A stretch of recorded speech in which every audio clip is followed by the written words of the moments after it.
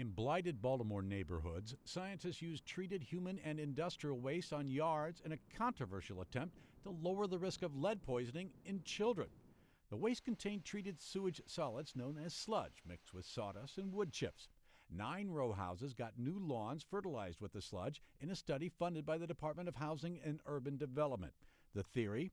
That chemicals in the sludge would bind to the lead in the soil and keep it out of a child's bloodstream even if eaten. The amount of lead that actually can leach out of that mixture for absorption in the body, in the child's body, is much less when biosolids are added to the soil than if you have bare soil. Biosolids is the waste industry's preferred term for sludge, the solid leftovers from sewage treatment. 7 million tons are generated every year across the country, and governments keep looking for cheap ways to get rid of it.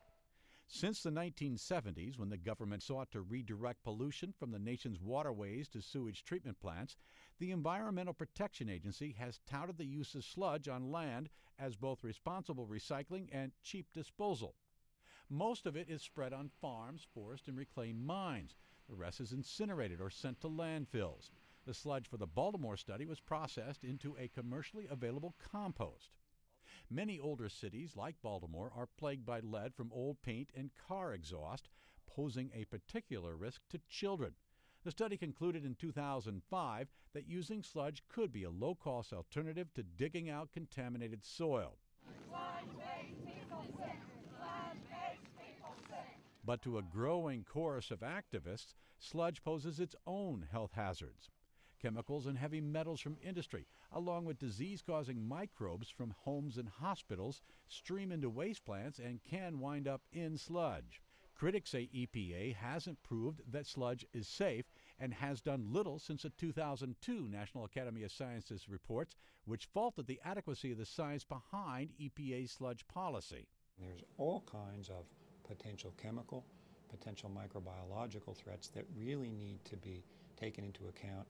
And we need to increase the evidence base on whether or not there are adverse effects. EPA says the rules governing how sludge is processed and spread are adequate for now.